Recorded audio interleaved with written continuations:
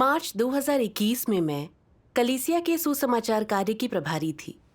मैंने अगुआ को अपनी जिम्मेदारियों के व्यापक दायरे और सुसमाचार कर्मियों की कमी की रिपोर्ट दी। उसने मदद के लिए बहन लियू शाओ को भेज दिया। लियू शाओ अगुआ रह चुकी थी। उसके साथ कुछ समय बिताकर मैंने पाया कि वो ईश वचनों द्वारा सुसमाचार प्राप्तकर्ताओं की समस्याएं हल करने में अच्छी है। मैंने सोचा अगर मैं उसे ठीक से विकसित करूं तो वह सुसमाचार फैलाएगी और परमेश्वर की गवाही देगी। फिर अगुआ लोगों को प्रशिक्षित करने की क्षमता के लिए मेरी प्रशंसा करेगी। फिर मैं लियू शाओ के साथ सुसमाचार का प्रचार करती, अक्सर उसके साथ संगति कर उसकी समस्याएं हल करती। कुछ समय बाद उसने बहुत प्रगति कर ली, सुसमाचार कार्य में अच्छे नतीजे पाए। मेरी खुशी का ठिकाना न था। रोजाना कर्तव्य के लिए असीम ऊर्जा से भरी रहती थी। एक दिन अगुआ ने मुझसे पूछा, कलीसिया में हाल ही में बहुत से नए लोग आए हैं। सिंचन कर्मियों की तत्काल आवश्यकता है। इनमें से कौन सत्य समझता और नवागतों का सिंचन कर सकता है? मैंने खुशी से जवाब दिया, लियू शाओ में अच्छी क्षमता है। वो सत्य तेजी से सीखकर उस पर स्पष्टता से संगति करती है। वो बहुत उपयुक्त रहेगी। इस पर अगुआ ने कहा, ठीक है, तो लियो शाओ को सिंचन करने भेज दो। उसे ये कहते सुनकर मेरा दिल बैठ गया। मैंने मन ही मन सोचा, उसे विकसित करने में मैंने इतनी मेहनत की है और आप उसका तबादला कर रही हैं। मुझे सच बताना ही नहीं था। ऐसी सहायक चली गई तो किसी और को प्रशिक्षित करने में फिर से कीमत चुकानी पड़ेगी। अगर पर्याप्त सिंचन कर्मी नहीं है तो आप दूसरे लोगों का तबादला क्यों नहीं करती? लियू शाओ के तबादले से इस महीने का सुसमाचार कार्य प्रभावी नहीं होगा। तब आप मेरे बारे में क्या सोचेंगी? क्या आप मुझे अक्षम समझकर बर्खास्त नहीं कर देंगी? बिल्कुल नहीं, मैं लियो को जाने नहीं दूंगी। ये सोचकर मैंने अगुआ से कहा, सिंचन कार्य अहम है, पर क्या सुसमाचार कार्य भी उतना ही अहम नहीं है? इस बार आप दूसरी कलीसिया से किसी को भेज दें। जरूरत पड़ने पर लियू शाओ अगली बार भी जा सकती है। अगुआ समझ गई कि मैं क्या सोच रही हूं। उसने संगति की। हमें कलीसिया के समग्र कार्य के बारे में सोचना चाहिए। सिर्फ अपना बोझ हल्का करने के लिए प्रतिभाशाली लोगों को अपने पास रखना स्वार्थ है। अभी कलीसिया में बहुत से नए लोग आ रहे हैं, लेकिन पर्याप्त सिंचन कर्मी न होने से उनका समय पर सिंचन नहीं हो पा रहा। कुछ लोग पहले ही सीसीपी और धार्मिक दुनिया की अफवाहों से घबराकर सभाओं में आने से डर रहे हैं। कुछ तो छोड़कर गए भी हैं। सुसमाचार कार्य बीज बोने जैसा होता है। अगर तुम सिर्फ बीज बोते हो, उन्हें सींचते नहीं, तो सब बेकार है। सही है। इसीलिए अब सबसे अहम है कि नए लोगों के सिंचन के लिए जल्द लोगों की व्यवस्था की जाए। नए विश्वासियों के सिंचन के लिए लियो शाओ को सिंचन कार्य में लगाना चाहिए। हमें कलीसिया के कार्य की रक्षा करनी चाहिए। हम लोगों को सिर्फ अपना बोझ हल्का करने और अपनी प्रतिष्ठा और हैसियत की रक्षा के लिए रखना चाहते हैं, तो हम ईश इच्छा पर ध्यान नहीं दे रहे। अगुआ सही थी। लियू शाओ नवागतों के सिंचन के लिए ज्यादा उपयुक्त थी। नवागतों के सिंचन के लिए लोगों की सख्त जरूरत थी। हाँ, तो अगुआ की बात पर तुमने क्या सोचा? मैंने अपनी प्रतिष्ठा और हैसियत के बारे में सोचा। लियू शाओ के तबादले से सुसमाचार कार्य के प्रभावित होने से परेशान थी, लेकिन फिर सोचा तो लगा नवागतों के सिंचन में देरी नहीं कर सकती। इसीलिए मैंने अगुआ से बस ये कहा, आप जैसा चाहें करें, तबादला जरूरी है तो जरूर करें। घर पहुंचकर भी यही सब सोचती रही, इसलिए मैंने परमेश्वर से प्रार्थना की, परमेश्वर, लियू शाओ को सिंचन के लिए भेजने की अगुआ की व्यवस्था सिद्धांतों के अनुरूप है, पर मैं इसे स्वीकार नहीं कर पा रही। कृपया मुझे प्रबुद्ध कर, मुझे मेरे भ्रष्ट स्वभाव की पहचान करवाओ। तब मैंने परमेश्वर के ये वचन पढ़े। सर्वशक्तिमान परमेश्वर कहते हैं, परमेश्वर के घर के कार्य के दायरे में कार्य की समग्र आवश्यकताओं के आधार पर कुछ कर्मियों का तबादला हो सकता है। अगर किसी कलीसिया से कुछ लोगों का तबादला कर दिया जाता है, तो उस कलीसिया के अगुवाओं को समझदारी के साथ इस मामले से कैसे निपटना चाहिए। अगर वे समग्र हितों के बजाय सिर्फ अपनी कलीसिया के काम से ही सरोकार रखते हैं, तो इसमें क्या समस्या है? कलीसिया अगुवा के रूप में क्यों वे परमेश्वर के घर की समग्र व्यवस्थाओं के प्रति समर्पित होने में असमर्थ रहते हैं? क्या ऐसा व्यक्ति परमेश्वर की इच्छा के प्रति विचारशील और कार्य की पूरी तस्वीर के प्रति सचेत होता है?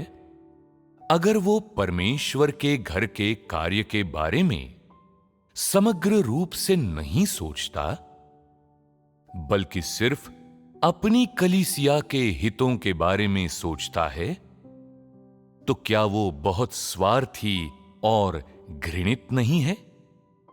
कलीसिया अगुवाओं को परमेश्वर की संप्रभुता और व्यवस्थाओं और परमेश्वर के घर की केंद्रीकृत व्यवस्थाओं और समन्वय के प्रति बिना शर्त समर्पित होना चाहिए।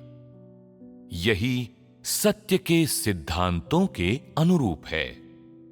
जब परमेश्वर के घर के कार्य को आवश्यकता हो, तो चाहे वे कोई भी हों, सभी को परमेश्वर के घर के समन्वय और व्यवस्थाओं के प्रति समर्पित होना चाहिए और किसी एक अगुआ या कार्यकर्ता द्वारा नियंत्रित नहीं होना चाहिए, मानो वे उसके हों। परमेश्वर के चुने हुए लोगों की परमेश्वर के घर की केंद्रीकृत व्यवस्थाओं के प्रति आज्ञाकारिता स्वर्ग द्वारा आदेशित और पृथ्वी द्वारा स्वीकृत है, जिसकी किसी के द्वारा अवहेलना नहीं की जा सकती।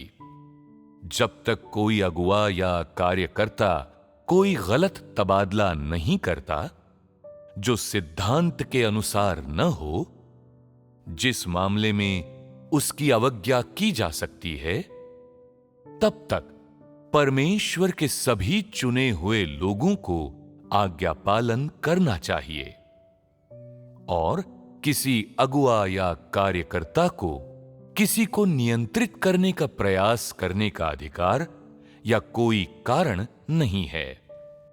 क्या तुम लोग कहोगे कि ऐसा भी कोई कार्य होता है जो परमेश्वर के घर का कार्य नहीं होता? क्या कोई ऐसा कार्य होता है जिसमें परमेश्वर के राज्य सुसमाचार का विस्तार शामिल नहीं होता? ये सब परमेश्वर के घर का ही कार्य होता है। हर कार्य समान होता है और उसमें कोई तेरा और मेरा नहीं होता। अगर तबादला सिद्धांत के अनुरूप और कलीसिया के कार्य की आवश्यकताओं पर आधारित है, तो इन लोगों को वहां जाना चाहिए जहां इनकी सबसे ज्यादा जरूरत है। फिर भी जब इस तरह की परिस्थिति का सामना करना पड़े, तो मसीह विरोधियों की प्रतिक्रिया क्या होती है? वे इन उपयुक्त लोगों को अपने हाथों में रखने के लिए तरह तरह के कारण और बहाने ढूंढते हैं ताकि उनसे अपनी सेवा करवा सकें। वे केवल दो सामान्य लोगों की पेशकश करते हैं और फिर तुम पर शिकंजा कसने के लिए कोई बहाना ढूंढते हैं, या तो ये कहते हुए कि उनके पास काम बहुत है, या ये कि उनके पास लोग कम हैं। लोगों का मिलना मुश्किल होता है। यदि इन दोनों को भी स्थानांतरित कर दिया गया, तो इसका काम पर असर पड़ेगा और वे तुमसे ही पूछते हैं कि उन्हें क्या करना चाहिए और तुम्हें दोषी महसूस कराते हैं। क्या ये शैतान के काम करने का तरीका नहीं है? अविश्वासी लोग इसी तरह से काम किया करते हैं। जो लोग कलीसिया में हमेशा अपने हितों की रक्षा करने का प्रयास करते हैं, क्या वे अच्छे लोग होते हैं? क्या वे सिद्धांत के अनुसार कार्य करने वाले लोग होते हैं? बिल्कुल नहीं। वे अविश्वासी और गैर विश्वासी हैं। और क्या ये काम स्वार्थी और नीच नहीं है? आमीन। आमीन।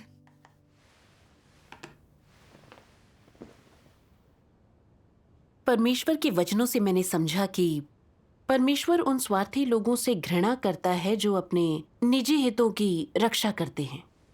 इन वचनों से यह स्पष्ट हुआ, क्या यह शैतान का तरीका नहीं है? अविश्वासी इसी तरह काम करते हैं। वे अविश्वासी और गैर विश्वासी हैं। मानो परमेश्वर मेरे सामने खड़ा होकर मुझे उजागर कर रहा था। शर्म से सिर नहीं उठा पाई। कलीसिया में सिंचन कर्मियों की बहुत कमी थी। समय पर सिंचन न किए जाने से कई नवागत छोड़कर जा रहे थे। अगुआ का लियू शाओ को उनके सिंचन के लिए भेजना पूरी तरह से उपयुक्त और सिद्धांतों के अनुरूप था। पर मैंने कलीसिया के कार्य पर कोई ध्यान न देकर सिर्फ अपने हितों पर ध्यान दिया। अगर लियू शाओ का तबादला हुआ तो मुझे और मेहनत कर ज्यादा कीमत चुकानी पड़ेगी। चिंता थी कार्य की प्रभावशीलता गिरी तो प्रतिष्ठा और हैसियत की हानि होगी। इस वजह से मैंने अगुआ के आड़े आने और लियू शाओ का तबादला रोकने की कोशिश की। सुसमाचार कार्य में देरी नहीं की जा सकती, ये बहाना बनाया। मैं वाकई स्वार्थी और नीच थी। मैं सिर्फ अपने हितों के बारे में सोच रही थी। मैं सिर्फ अपनी प्रतिष्ठा और हैसियत बढ़ाने के लिए लियू शाओ को अपने साथ रखना चाहती थी। क्या मैं किसी अविश्वासी जैसी नहीं थी? अविश्वासियों की दुनिया में कॉर्पोरेट बॉस लोगों को कुछ कौशल सिखाते हैं और चाहते हैं कि वो पूरी तरह से उनके लिए काम करें। इसी तरह मैंने सोचा कि मैंने अकेले लियू शाओ को विकसित किया है, इसीलिए उसे मेरे साथ रहना और मेरी व्यवस्थाओं को समर्पित होना चाहिए। मैं वाकई अनुचित थी। कलीसिया ने मुझे सुसमाचार कार्य देखने को कहा। यह मेरा कर्तव्य था जो मुझे निभाना था। ये मेरा निजी उद्यम नहीं था, ये कलीसिया का कार्य था। जहां तक कर्मियों के तबादले की बात थी, ये अगुआ को तय करना था कि कैसे लोगों को सिद्धांत अनुसार लगाना है। मैं हस्तक्षेप करने योग्य नहीं थी। मुझे उसके आड़े आने का हक नहीं था। मुझे समर्पित होकर स्वीकार करना चाहिए था। सिर्फ यही सही था। इस विचार से मैं अपने कार्यों को लेकर पश्चाताप से भर गई। पश्चाताप से भरकर मैं परमेश्वर के सामने आई। स्वार्थ छोड़ कलीसिया की व्यवस्थाओं को समर्पित होने को तैयार हुई। अगले दिन मैंने लियू शाओ से संगति की कि उसे नवागतों का सिंचन करना होगा। ऐसा अभ्यास करने से मुझे बहुत शांति महसूस हुई। परमेश्वर का धन्यवाद। मैंने देखा कि बहन पेंग हुईजेन और भाई यांगजी की खूबियां सुसमाचार कार्य में अच्छी रहेंगी। मैं सुसमाचार प्रचार में अक्सर उन्हें साथ लेकर उन्हें विकसित करने लगी। कुछ समय बाद उन्होंने सुसमाचार कर्मियों के रूप में अच्छे नतीजे हासिल किए। मैं बहुत खुश हुई। समूह में 2 और सुसमाचार कर्मी होने से कार्य में भी काफी सुधार हुआ और मेरी प्रेरणा शक्ति बढ़ी। लेकिन मुझे आश्चर्य हुआ जब कुछ हफ्ते बाद अगवा ने कहा, दूसरी कलीसियाओं में सुसमाचार कार्य के लिए पर्याप्त कर्मी नहीं हैं। इसीलिए मैं भाई यांगजी और लूमिंग को भेजना चाहती हूँ। हुईजेन में भी अच्छी क्षमता है, वह विकसित किए जाने लायक है। मैं उसे नवागतों के सिंचन कार्य में लगाना चाहती हूँ। ये सुनकर मेरा दिल डूब गया। अशक्त महसूस करते हुए अपनी कुर्सी पर बैठ गई। हिलने डुलने में असमर्थ हो गई। मैंने मन में सोचा, एक व्यक्ति की जगह आप 3 लोगों का तबादला कर रही हैं। आप मेरी मुश्किलें बढ़ा रही हैं। अगर आप मेरे इन सहायकों का तबादला कर देती हैं और कार्य को नुकसान पहुंचता है, तो आप कहेंगी मैं व्यावहारिक कार्य नहीं करती और एक नकली अगवा हूं। बर्खास्त हो गई तो फिर अपना मुंह कैसे दिखाऊंगी? ऐसा लगेगा जैसे मैं इस कार्य के लिए अक्षम हूं। ये सब सोचकर मैंने तल्खी से कहा, क्या आप एक को भी नहीं छोड़ सकती? क्या तीनों को एक साथ भेजने से सुसमाचार कार्य में देरी नहीं होगी? अगवा ने देखा कि मैं कितनी प्रतिरोधी हूं और मेरे साथ संगति की, पर मैंने उसकी एक ना सुनी। अगवा के जाने के बाद मैं अपने 3 सहायकों के तबादले को लेकर असंतोष की भावना से भर गई। उनका तबादला होने पर मुझे नए लोगों को प्रशिक्षित करना होगा। इसमें मेहनत लगेगी। फिर अगर कार्य अपेक्षित स्तर का ना हुआ तो हर कोई मेरे बारे में क्या सोचेगा? क्या वे ये नहीं कहेंगे कि नई थी तो ऊर्जा थी? अब जोश ठंडा पड़ते ही मैं पूरी तरह से अक्षम हो गई हूं। अपनी प्रतिष्ठा के बारे में सोचना समर्पण नहीं है। हाँ।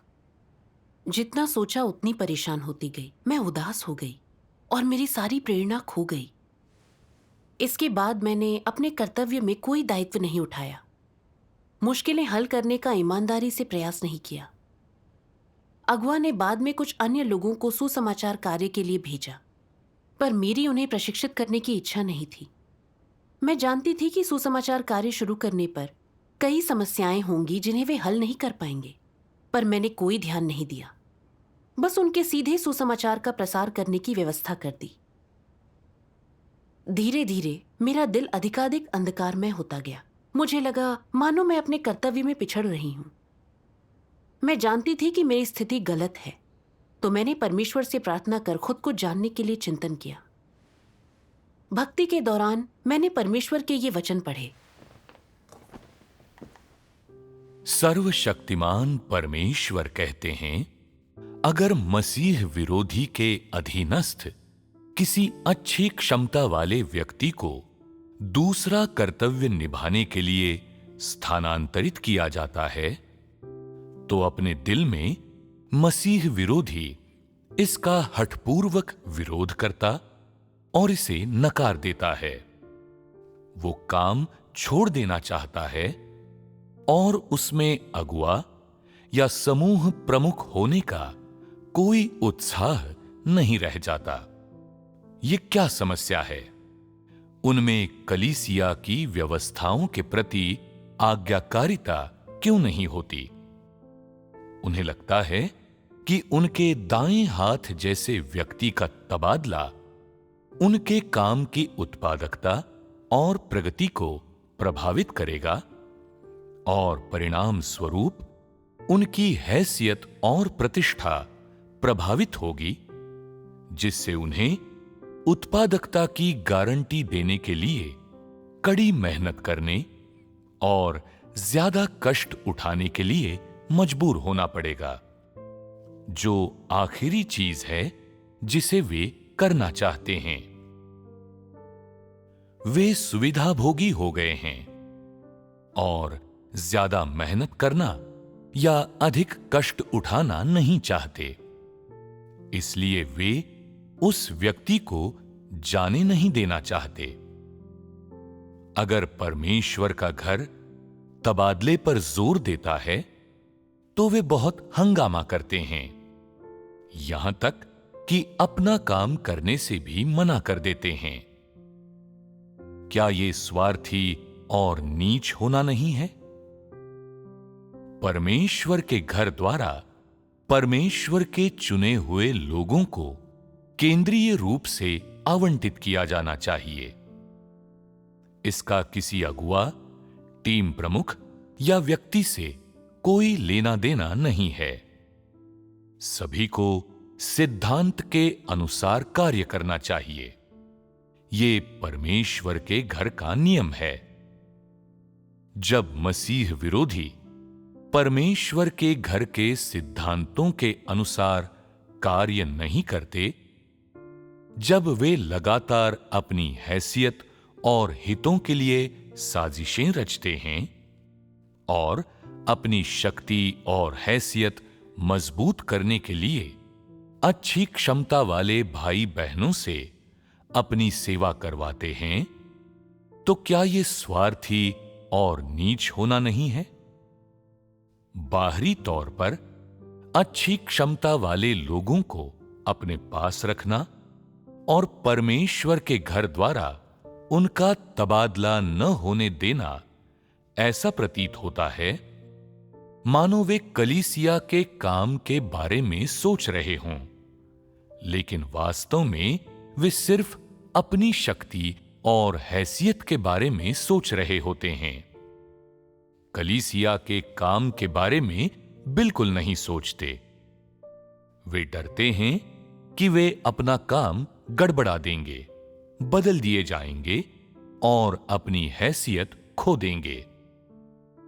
जब मसीह विरोधी परमेश्वर के घर के व्यापक कार्य के बारे में कोई विचार नहीं करते, सिर्फ अपनी हैसियत के बारे में सोचते हैं, परमेश्वर के घर के हितों को होने वाले नुकसान के लिए जरा भी खेद न करके अपनी हैसियत की रक्षा करते हैं और कलीसिया के कार्य को हानि पहुंचाकर अपनी हैसियत और हितों की रक्षा करते हैं, तो ये स्वार्थी और नीच होना है।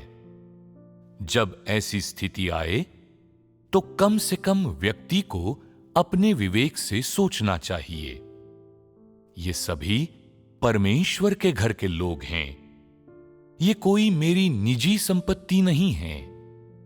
मैं भी परमेश्वर के घर का सदस्य हूं।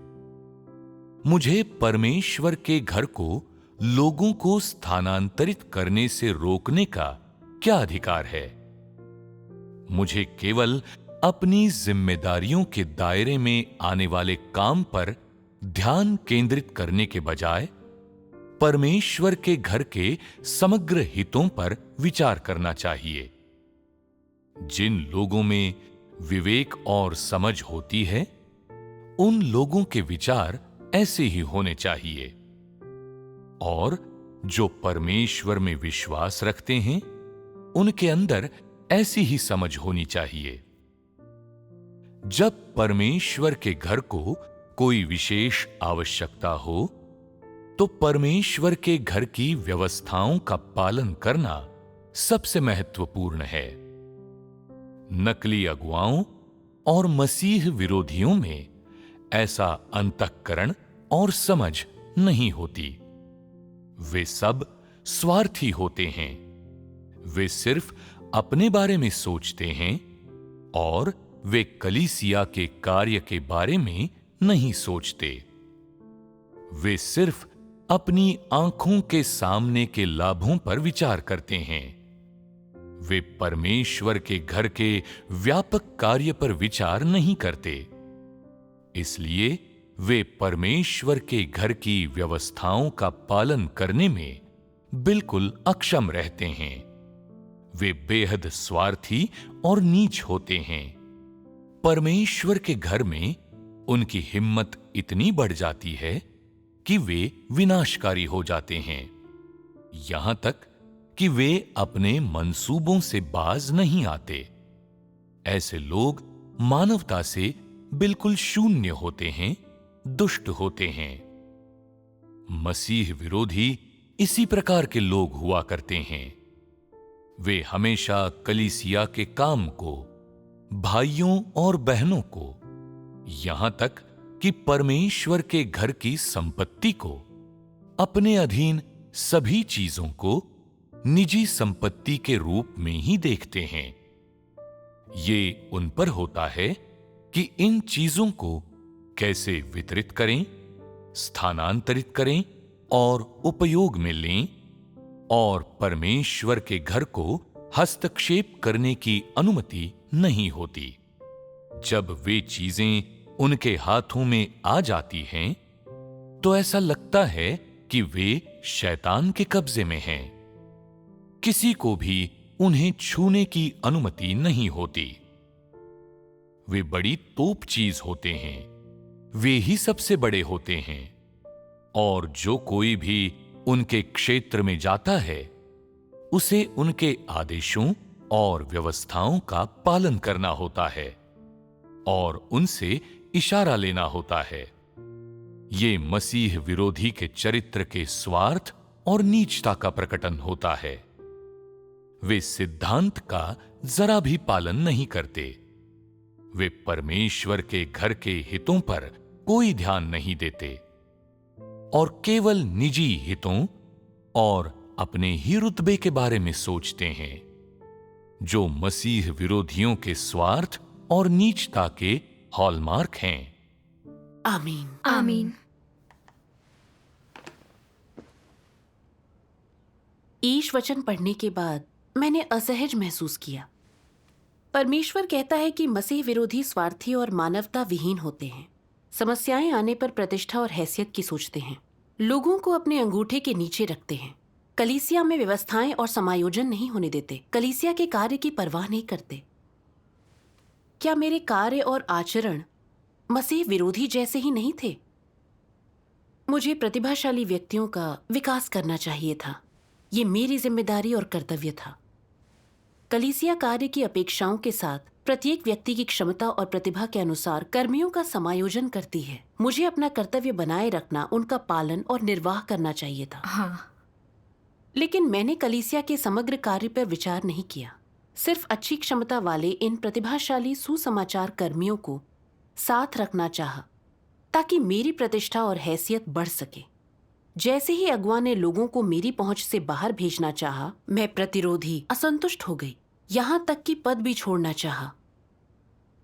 चिंता हुई कि इन सहायकों के तबादले से कार्य प्रभावित होगा, मेरी प्रतिष्ठा और हैसियत खतरे में पड़ जाएगी। मैं वास्तव में स्वार्थी और नीच थी। क्या मुझ में जरा भी विवेक था? मेरा स्वभाव मसीह विरोधी से कैसे अलग था? मैंने फरीसियों और आधुनिक धार्मिक दुनिया के पादरियों के बारे में सोचा। जब परमेश्वर कार्य करने आया तो अपनी हैसियत और आजीविका बचाने के लिए उन्होंने विश्वासियों को परमेश्वर का अनुसरण करने से रोका। अपनी हैसियत और आजीविका के खातिर उन्होंने विश्वासियों को हमेशा अपने अंगूठे के नीचे रखा। नतीजतन वे मसीह विरोधी बन गए, परमेश्वर द्वारा शापित किए गए। सही है। अपना व्यवहार देखूं तो मैंने भाई बहनों को विकसित करने के लिए छोटी कीमत चुकाई। उन्हें अकेले काम करते देख मैंने उन्हें अपनी क्षमता और प्रतिभा दिखाने के अवसर के रूप में इस्तेमाल करना चाहा, ताकि मैं दूसरों की प्रशंसा पा सकूं। इसीलिए नहीं चाहती थी कि अगुआ लोगों को मेरी जिम्मेदारी के दायरे से बाहर भेजे। मैं इन क्षमतावान और कर्तव्य अच्छी तरह निभाने वाले प्रतिभाशाली व्यक्तियों को अपने साथ रखकर उनका अपनी प्रतिष्ठा और हैसियत मजबूत करने के लिए इस्तेमाल कर रही थी। क्या मेरे व्यवहार का सार फरीसियों और धार्मिक जगत के मसीह विरोधियों जैसा नहीं था? परमेश्वर के घर का कार्य बटा हुआ नहीं है। जहां भी कार्य के लिए लोगों की जरूरत हो, उन्हें भेजा जाना चाहिए। कर्मियों के तबादले का यही उचित तरीका है। पर जब मैंने अपनी अच्छी कार्यक्षमता वाले भाई बहनों को एक एक करके दूर भेजे जाते देखा, तो लगा जैसे मेरा दायां हाथ नहीं रहा, जिसका मेरे कार्य पर सीधा असर पड़ेगा। ऐसा लगा जैसे मेरी प्रतिष्ठा और हैसियत खतरे में पड़ रही है। इसीलिए मैं उन्हें जाने नहीं देना चाहती थी। जब अगुआ ने मुझसे बात की, तब भी बहाने बनाए और सहायकों को पकड़े रहने की कोशिश की। खुद को अपने क्षेत्र की मालकिन समझकर सोचा कि मेरे द्वारा विकसित प्रतिभाएं सिर्फ मेरे लिए हैं। तानाशाह बनकर एक जगह को अपनी जागीर बता रही थी। हाँ। जब इन लोगों का तबादला किया गया तो मुझे चिंता हुई कि कार्य प्रभावित होगा, प्रतिष्ठा और हैसियत पाने की मेरी इच्छा अपूर्ण रह जाएगी। इसीलिए मैं सुस्त हो गई।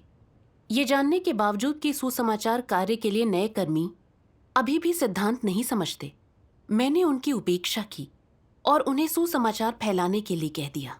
मैं उन्हें प्रशिक्षित नहीं करना चाहती थी।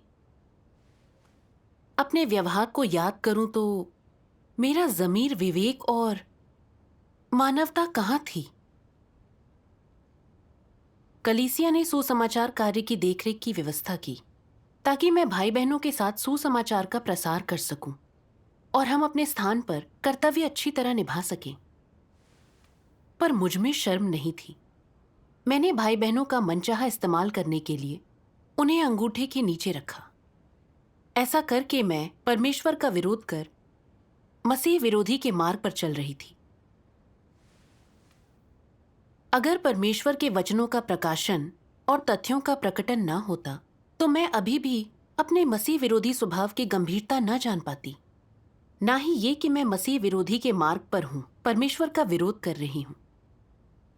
जितना ज्यादा सोचा उतना डरी। मैंने परमेश्वर से प्रार्थना कर पश्चाताप किया। कहा कि मैं परमेश्वर का विरोध नहीं बल्कि समर्पण कर अपना कर्तव्य अच्छी तरह निभाना चाहती हूँ। परमेश्वर का परमेश्वर धन्यवाद। का धन्यवाद।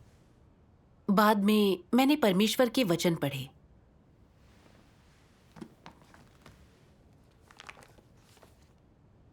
सत्य का अभ्यास करने वाले कार्य करते हुए परमेश्वर की जांच स्वीकार सकते हैं।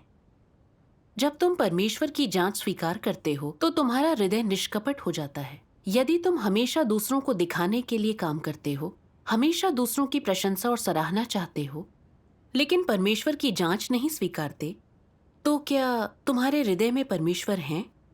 ऐसे लोगों के हृदय में परमेश्वर के प्रति श्रद्धा नहीं होती। हमेशा अपने लिए कार्य मत कर, हमेशा अपने हितों की मत सोच, इंसान के हितों पर ध्यान मत दे और अपने गौरव, प्रतिष्ठा या हैसियत पर विचार मत कर। सबसे पहले परमेश्वर के घर के हितों की सोच और उसे पहली प्राथमिकता बना। परमेश्वर की इच्छा पर विचार कर। पहले इस पर चिंतन कर कि क्या तू अपने कर्तव्य निर्वहन में अशुद्ध रहा है? क्या तू वफादार रहा है? तूने अपनी जिम्मेदारियां पूरी की हैं या नहीं और अपना सर्वस्व दिया है या नहीं? साथ ही क्या तूने अपने कर्तव्य और कलीसिया के कार्य के प्रति पूरे दिल से विचार किया है? तुझे इन चीजों पर सोचना चाहिए। इन्हें समझ ले और तू आसानी से अपना कर्तव्य अच्छी तरह निभा पाएगा। कर्तव्य निर्वहन करने वालों की समझ कितनी भी उथली या गहरी हो, सत्य की वास्तविकता में प्रवेश के अभ्यास का सरल तरीका है कि हर काम में परमेश्वर के घर का हित सोचा जाए। अपनी स्वार्थी इच्छाओं, व्यक्तिगत इरादों, अभिप्रेरणाओं, घमंड और हैसियत का त्याग किया जाए। परमेश्वर के घर के हितों को सबसे आगे रखो। कम से कम इतना तो व्यक्ति को करना ही चाहिए। कर्तव्य निभाने वाला अगर इतना भी नहीं कर सकता तो इसे कर्तव्य निर्वहन कैसे कहा जा सकता है? ये अपने कर्तव्य को पूरा करना नहीं है। पहले परमेश्वर के घर के हितों, परमेश्वर की इच्छा, कलीसिया के कार्य का ध्यान रखो और इन चीजों को पहले स्थान पर रखना चाहिए। तभी तुम अपने रुतबे की स्थिरता या तुम्हें लेकर दूसरों की जो राय है उसकी चिंता कर सकते हो। क्या तुम लोगों को नहीं लगता कि जब तुम इसे इन चरणों में बांट देते हो और कुछ समझौता कर लेते हो तो ये थोड़ा आसान हो जाता है? यदि तुम ऐसा कुछ समय के लिए इस तरह अभ्यास करते हो तो तुम ये अनुभव करने लगोगे कि परमेश्वर को संतुष्ट करना मुश्किल नहीं है।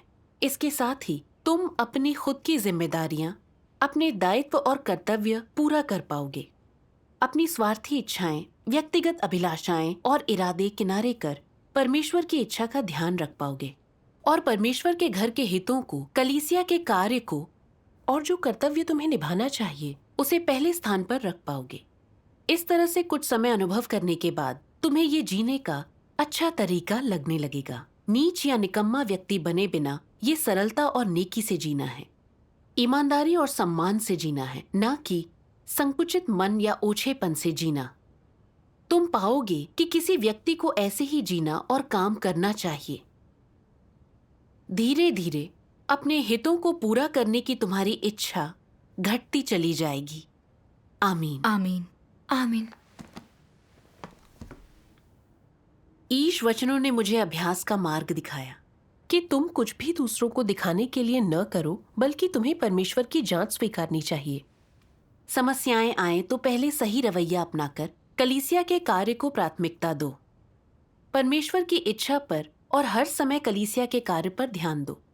परमेश्वर की इच्छा के अनुरूप होने का यही तरीका है। बतौर सुसमाचार कार्य निरीक्षक मुझे प्रतिभाशाली व्यक्तियों को ध्यानपूर्वक विकसित करना चाहिए ताकि वे राज्य का सुसमाचार फैलाने की अपनी जिम्मेदारी पूरी कर सकें। परमेश्वर का धन्यवाद। सही दृष्टिकोण से हमें मार्ग मिलता है, राहत का एहसास होता है। हाँ, ये बिल्कुल सही है। तब से मैंने परमेश्वर के वचनों के अनुसार अभ्यास करना शुरू किया। 1 महीने बाद एक सभा में बहन डोंग की संगति के दौरान मैंने पाया कि उसने स्पष्टता के साथ सत्य पर संगति की। वो जिनके सामने प्रचार कर रही थी उनके अहम मुद्दे हल कर सकी। अगर मैं उसे अच्छी तरह प्रशिक्षित करूं तो वो बहुत जल्दी अकेले सुसमाचार फैला पाएगी। कुछ समय के अभ्यास के बाद डोंगशिन को सुसमाचार कार्य में अच्छे नतीजे मिल गए। वो नए लोगों का सिंचन करने में सक्षम थी जिन्होंने उससे सुसमाचार स्वीकारा था। मैंने मन में सोचा, डोंगशिन की क्षमता नवागतों का सिंचन करने के लिए सबसे उपयुक्त लगती है। अगवा हाल ही में मुझसे सिंचन कर्मी उपलब्ध कराने के लिए कह रही थी, तो क्या मुझे डोंगशिन को भेज देना चाहिए? लेकिन फिर ये विचार आया, उसे अपने कर्तव्य में इतने अच्छे नतीजे मिल रहे हैं, वो समूह की ताकत है। उसे नवागतों के सिंचन के लिए भेजा तो मेरी देखरेख वाला कार्य प्रभावित नहीं होगा। तभी अचानक मुझे समझ आया, क्या मैं फिर से अपनी प्रतिष्ठा, हैसियत और हितों की नहीं सोच रही? ईश वचनों में लिखा है, निस्वार्थ ढंग से काम करना, कलीसिया के काम के बारे में सोचना और बस परमेश्वर को संतुष्ट करने वाले काम करना सम्मानजनक है। इससे जीवन सार्थक होगा। ऐसे जीवन जीते हुए तुम खुले दिल के और ईमानदार रहते हो, सामान्य मानवता और मनुष्य की सच्ची छवि के साथ जीते हो। तुम्हारी अंतरात्मा साफ रहती है। तुम परमेश्वर जो देता है उसके पात्र हो। तुम जितना ऐसे जीते हो, खुद को उतना ही स्थिर और उजला महसूस करोगे, उतने ही सुखी और शांत होगे। क्या ये परमेश्वर में आस्था के सही रास्ते पर कदम रखना नहीं है? आमीन। आमीन। आमीन। परमेश्वर के वचनों से मैं समझ गई कि कलीसिया के सदस्य के नाते परमेश्वर के घर के हित आगे रखने चाहिए, अपनी स्वार्थपूर्ण इच्छाएं किनारे रखनी चाहिए। ऐसा करने से लोग उदार, कर्तव्यनिष्ठ और विवेकशील बन सकते हैं। हाँ। मैं अपनी हैसियत, प्रतिष्ठा और हितों पर विचार नहीं कर सकती। मुझे अपने हित और योजनाएं अलग रखनी थी। सही इरादे से ईश वचनों के अनुसार अभ्यास करना था। ये सोचकर मैंने अगवा को डोंगशिन के बारे में बताते हुए एक पत्र भेजा। जल्दी ही उसने डोंगशिन के अन्य कलीसिया में नए लोगों का सिंचन करने की व्यवस्था कर दी। इस तरह अभ्यास करने से मैंने राहत महसूस की। परमेश्वर का धन्यवाद। इस अनुभव के जरिए मैंने सीखा कि जब मैंने सही उद्देश्य अपनाए, कलीसिया के कार्य को प्राथमिकता देकर अपने हितों पर विचार नहीं किया, तब मेरा दिल सच्चा दायित्व उठा पाया। मैं सुसमाचार फैलाने का अभ्यास करने के लिए उपयुक्त लोग ढूंढने और कार्य में समस्याएं दूर करने के लिए परमेश्वर पर भरोसा करने लगी। जब मैंने इस तरह असली कीमत चुकाई तो कार्य में गड़बड़ नहीं, बल्कि असल में सुधार हुआ। परमेश्वर का धन्यवाद। डोंगशिन के तबादले के जरिए मैंने सीखा कि जब मैंने कर्तव्य में स्वार्थपूर्ण इच्छाएं अलग रखकर परमेश्वर की इच्छा पर ध्यान दिया और कलीसिया का कार्य पहले रखा, तो न सिर्फ मैं कर्तव्य और जिम्मेदारियां पूरी कर पाई, बल्कि शांति और सुकून की भावना के साथ कर्तव्य में नतीजे भी हासिल किए। परमेश्वर का धन्यवाद। सत्य के अभ्यास से परमेश्वर का मार्गदर्शन मिलता है। हाँ। परमेश्वर का धन्यवाद।